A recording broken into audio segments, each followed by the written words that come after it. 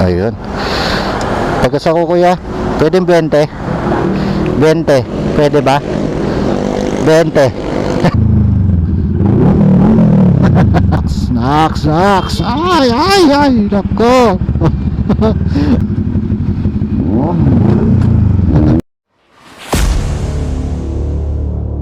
So what's up mga idol? Magandang hapon sa inyo. Ayan. So gamit natin siya ngayon at nilabas natin siya sa lungga. Ayan. So medyo makulimlim. Sana wag umulan mga idol dahil sayang naman yung mga nilagay natin pang pakintab kay NK.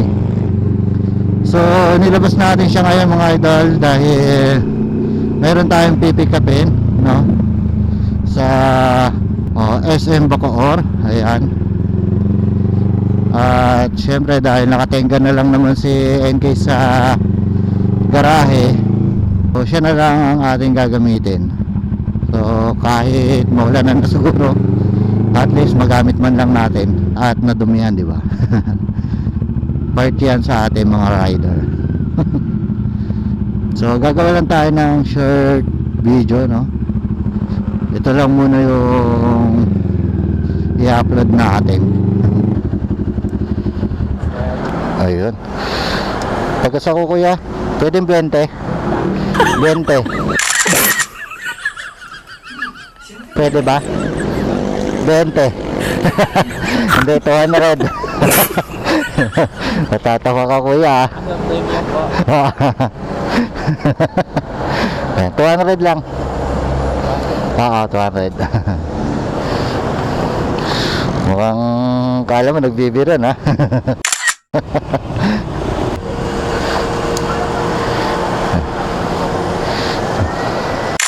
Wow. Okay, so let's go na tayo.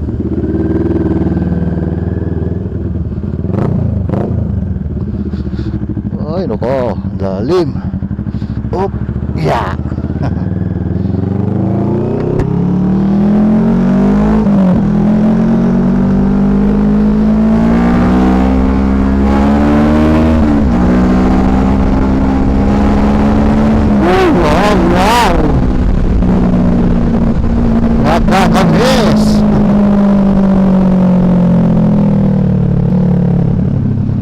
Doon sana ako dadaan sa ano, kaso mas mabilis yung biyahe dito eh.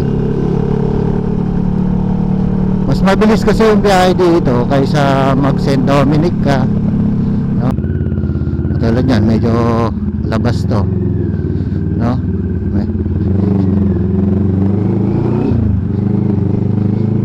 Ayan, no? Dapat dito pinapasok dyan, no?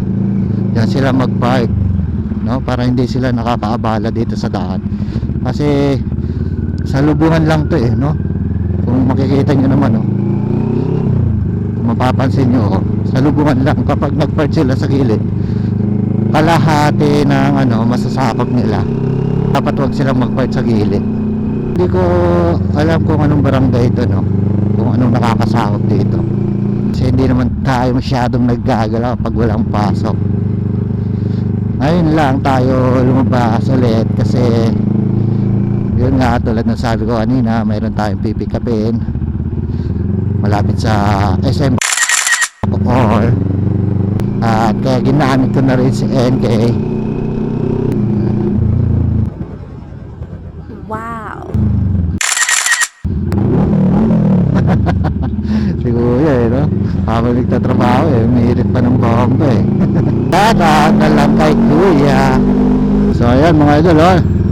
Ayan yung SM Bacoor. Oo, di ba? Malapit lang sa atin. Ilang minuto lang at andito na tayo mula sa bahay. Malapit na tayo dito. Banda dyan lang. Dyan lang yung pupuntahan natin. Sa may Eurotex.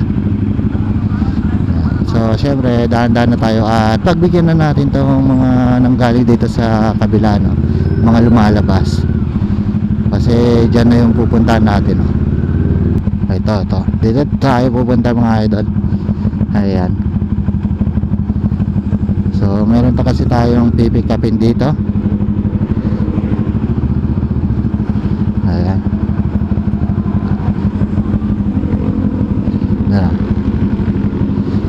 na lang daw tayo. Okay. So ayun mga idol, alis na tayo. Wala, hindi natin nakuha yung sinadya natin dito. Hindi na i-prepare, hindi na i-ano daw. Makakalungkot, pero ganun talaga. Nagbigay sila ng estimate kung kailan natin babalikan, kailan natin kukunin.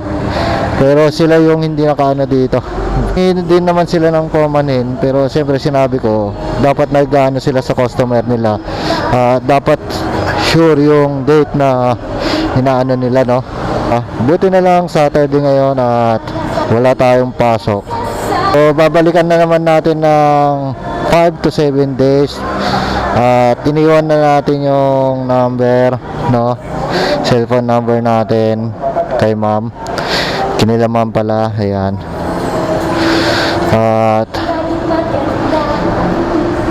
tatawagan na lang nila tayo at i-update, no, sa pag-pick up. Ayan. So nahassle lang tayo dito dahil ilang minuto tayo naghintay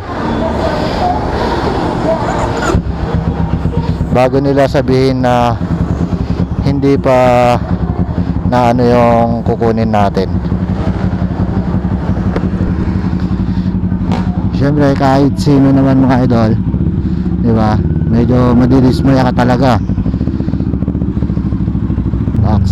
Naks. Ay, nako. Ate. Uy, nako, buti na lang wala dito sa likod.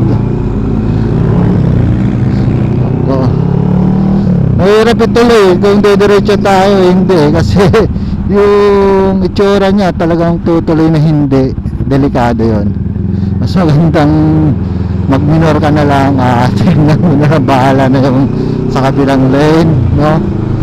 Umahataw, ayan.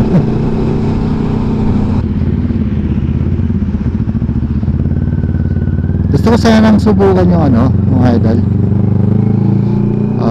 Libre daw yung toll gate. Kaso sa susunod na lang, baka mabutan pa tayo ng ulan.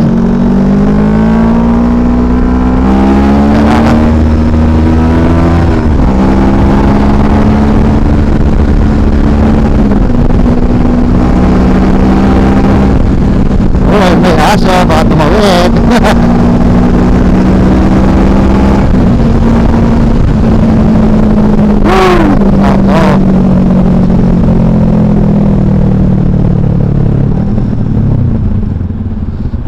Sarap sanang humataw. Libre yung tollgate. Ang sarap dumaan. Ang sarap dumaan sa mga tollgate ngayon kapag ganyan. Sa may Cavitex yan. Uy, wow, sarap. Bagong bago. Sana all. Bagong bago. GSX-S 750. Grabe titig ni kuya doon sa GSX-C, oh. Syempre tumitig din sa engine natin.